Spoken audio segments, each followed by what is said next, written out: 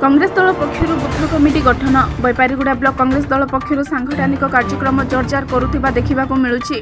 Baipariguda block Congress सभापति श्री गौरचंद्र पात्र नेतृत्व में ब्लॉकर प्रत्येक ग्राम पंचायत सांगठनिक कार्य आरंभ कर दशमंतपुर पंचायत सभापति श्री माधव खरा सभापतित्व में नाथगुड़ा बाबा लोकेश्वर मंदिर निकटस्थ मंडपठार एक बैठक कर उक्त बैठक में बुथ कमिटी गठन कर कमिटी गठन बैठक मुख्य अतिथि भाव कोरापुट निर्वाचन मंडल विधायक प्रार्थी श्री कृष्णचंद्र कुलदीप जगदे। श्री कृष्णचंद्र कुलदीप प्रथमे बाबा लोकेश्वर मंदिर दर्शन कर बाबा आशीर्वाद नहीं आगामी 2024 निर्वाचन पाखे आसुथिबारु बुथ कमिटी गठन करने सह आगामी निर्वाचन में कांग्रेस दल किपरि विजय लाभ करिबो से नहीं कर्मी मानकु गुरुमंत्र देथिले।